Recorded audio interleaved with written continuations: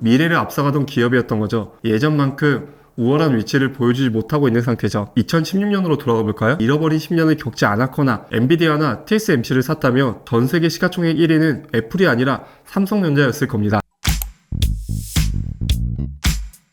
삼성전자의 이재용 회장이 2심에서도 무죄 판결을 받았습니다. 이 회장은 삼성물산과 제이모직의 부당합병, 그리고 삼성바이오로직스의 분식회계 혐의로 긴 시간 법정에 서야 했는데요. 1심에 이어 2심에서도 모든 혐의에 대해 무죄가 선고되면서 사실상 8년간 삼성의 발목을 잡았던 사법 리스크가 해소된 셈이라는 평가가 나오고 있습니다. 재판부는 왜 이재용 회장에게 무죄를 선고했을까요? 핵심은 바로 검찰의 주장이 증거로 뒷받침되지 않았다는 점을 지적했습니다. 미래전략실이 합병을 주도했다는 검찰의 주장을 재판부는 경영권 분쟁 상황에서 통상적이고 적법한 대응이라고 판단한 거죠. 또한 삼성바이오로직스의 회계 처리에 대해서도 지배력 상실 회계 처리가 재량권을 벗어난 것으로 단정할 수 없다고 밝혔습니다. 이는 검찰이 제기한 의견을 재판부는 기업 경영의 일상적인 과정이라고 판결한 사항이죠. 이재용 회장의 사법 리스크로 삼성은 사실상 10년 가까이 경영 공백 상태였습니다. 미래 전략실이 해체된 이후 각 계열사들이 독립적으로 운영됐지만 그룹 차원의 대규모 투자와 전략 수립은 위축될 수밖에 없었죠. 글로벌 시장에서 빠르게 변화하는 경쟁 환경 속에서 삼성은 공격적인 투자보다는 보수적인 운영에 치중하게 되어버린 거죠. 이로 인해 삼성의 혁신 속도는 느려졌고 경쟁사들은 그 틈을 파고들어 시장 점유율을 확대할 수 있었습니다. 2016년 삼성전자의 시가총액은 2,039억 9천만 달러로 하나 약 27조 5천억 원이었습니다. 당시 엔비디아는 57억 3천만 달러로 하나 약 7조 7,665억 원으로 어찌 보면은 삼성과는 체급 차이가 비교 자체가 불가능할 정도로 삼성이 큰 상태였죠.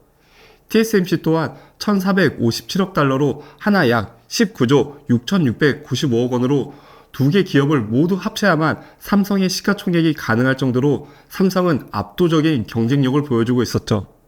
삼성은 말 그대로 지금 AI 시대의 핵심 기업들을 압도할 만큼의 파워와 시가총액을 보유한 기업이었어요.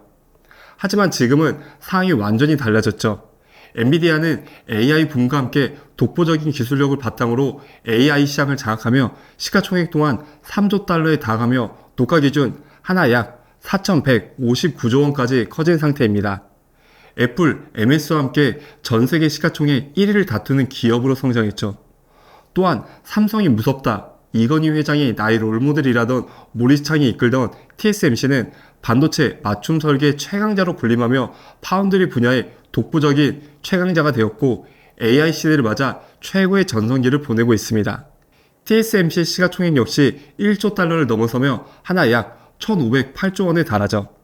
반면 삼성전자의 시가총액은 314조 원으로 한때 두 개의 기업을 모두 팔아야만 살 수 있었던 삼성전자의 추락이 너무 뼈아픈 상황이네요.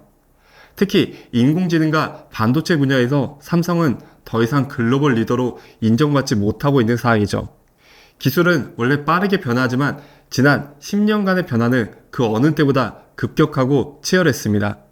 그동안 삼성이 리더십 공백으로 제대로 뛰지 못하며 좋은 기회를 놓쳤다는 점이 정말 아쉬운 부분이네요. 삼성전자가 이 사법 리스크를 겪고 있는 동안 실적도 이 기간 동안 크게 하락했는데요. 2018년 삼성전자의 영업이익은 58조 8천억 원에 달했는데요.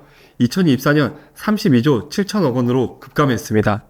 특히 파운드리와 시셈, LSI 사업에서 수조 원대의 적자를 기록했죠. 메모리 반도체 시장에서도 삼성의 점유율은 2016년 48%에 달했는데 2024년 41.1%로 하락한 상태죠.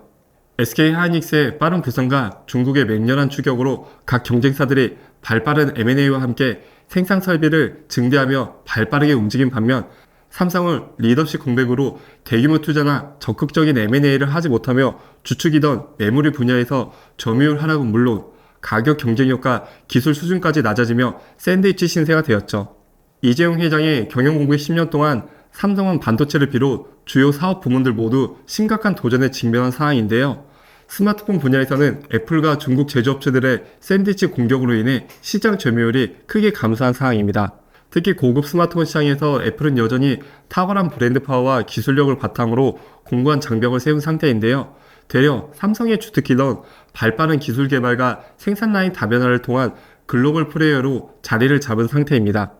고급 스마트폰은 애플, 중저가 가성비는 삼성이라는 공식이 깨지고 스마트폰 세계 시장의 점유율이 추락하고 있는 상태죠.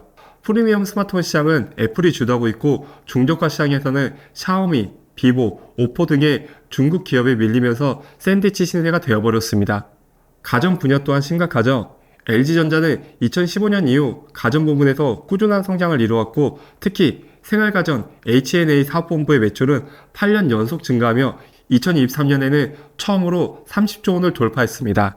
삼성이 리더십에 흔들려 기술과 투자에 소홀할 때 LG는 꾸준한 투자와 기술 개발로 스마트폰 시장에서는 철수하며 잘할 수 있는 분야에 집중하였고 이는 곧바로 성과로 이어지며 가전시장, 특히 프리미엄 가전 제품의 성공과 효율적인 경영 전략으로 세계 최고의 가전회사로 탈바꿈하고 있습니다.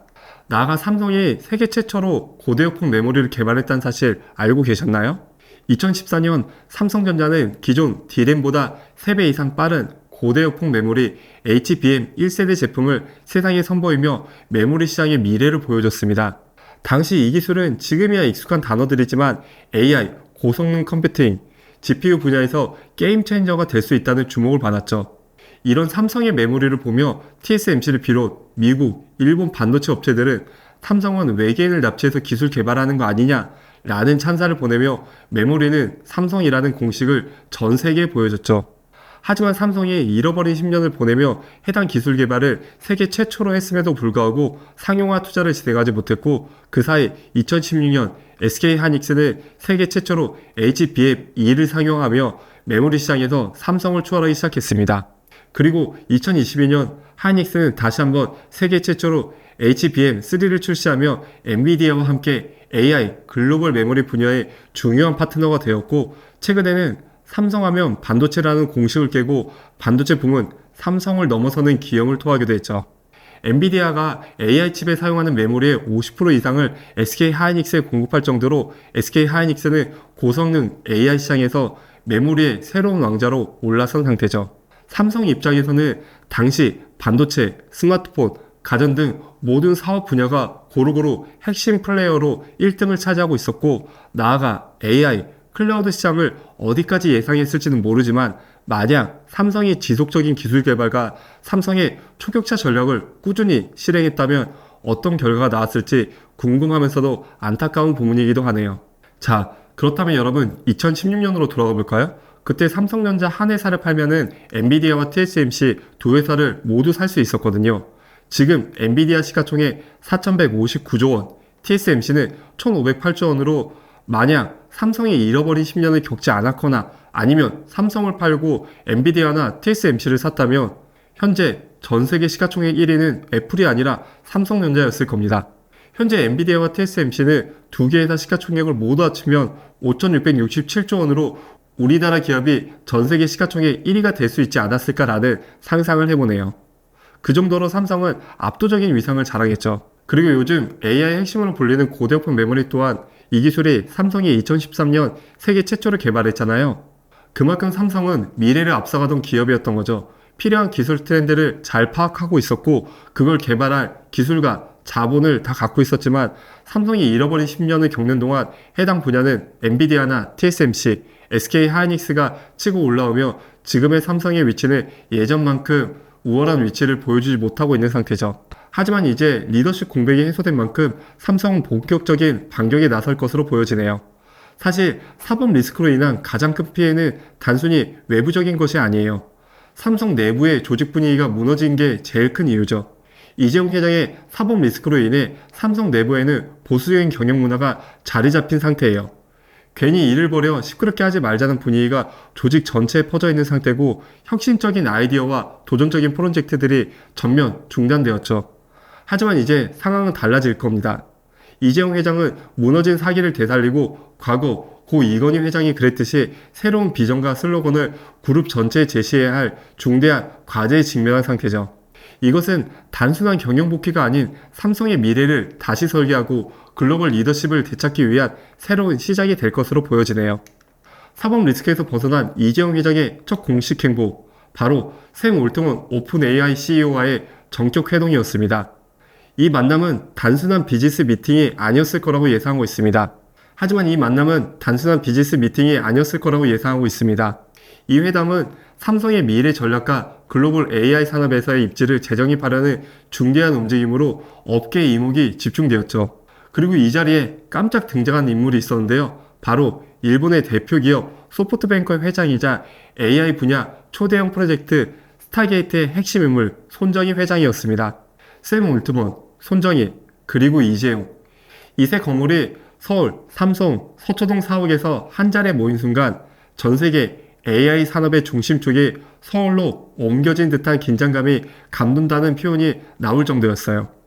이 자리에서 삼성은 인공지능 반도체와의 협업, 대규모 투자에 대해 논의를 나눴을 것으로 예측되고 있습니다.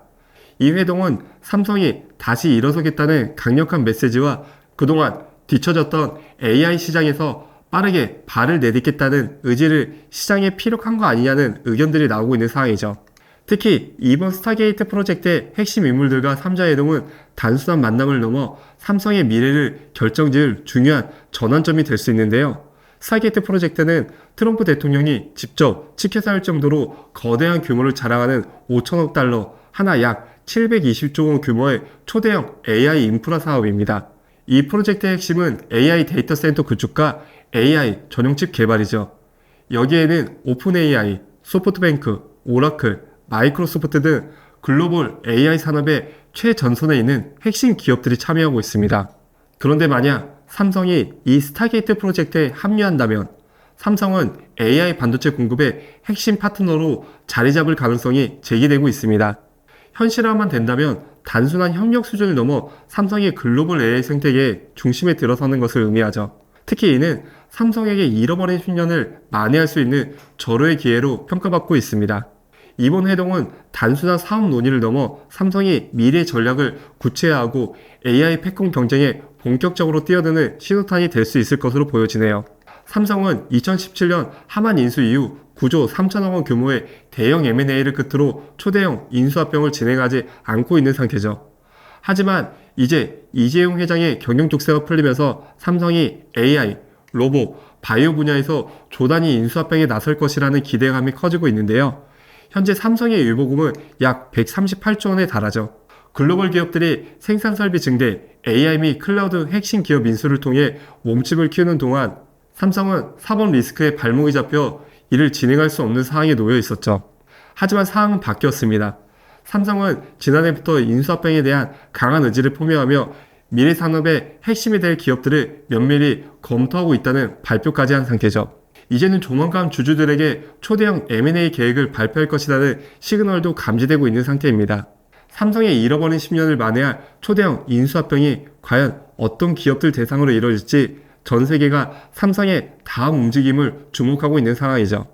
이재용 회장이 8년간의 사법 리스크에 묶여있는 동안 삼성의 주요 결정들은 지연되었고 이는 글로벌 시장에서 삼성의 경쟁력 약화로 이어졌습니다. 글로벌 인수합병은 멈췄고 새로운 신사업 발굴도 주춤한 상태죠.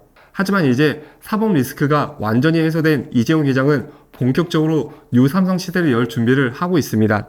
삼성은 앞으로 인공지능, 차세대 통신, 바이오, 전장 부품, 시스템 반도체 등 5대 미래 사업에 집중할 계획을 밝혔는데요.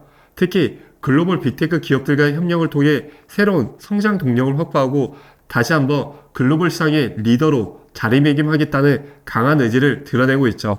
이재용 회장은 단순한 경영 목표를 넘어 삼성의 미래를 새롭게 설계하는 뉴 삼성 시대를 주도하려 할 것으로 예상되네요. 이제 우리가 지켜봐야 할 것은 이재용 회장이 과연 어떤 전략과 비전으로 삼성의 새로운 도약을 이끌어낼지입니다. 삼성의 사법 리스크에 대해서는 여러 정치적, 개인적 의견들이 있을 수 있는데요. 하지만 저는 경제 유튜버로 이 영상을 경제적 관점에서만 설명했다는 점을 알아주셨으면 좋겠어요. 삼성은 참 이래저래 탈도 많고 말도 많은 기업인데요. 하지만 개인적인 바람으로는 욕을 해도 우리가 해야지 외부에서 공격받는 모습을 보면 대한민국 국민의 한 사람으로 안타까운 마음이 드는 것도 사실입니다. 긴 영상 시청해 주셔서 진심으로 감사드리고 구독과 좋아요는 영상 제작에 큰 힘이 됩니다. 감사합니다.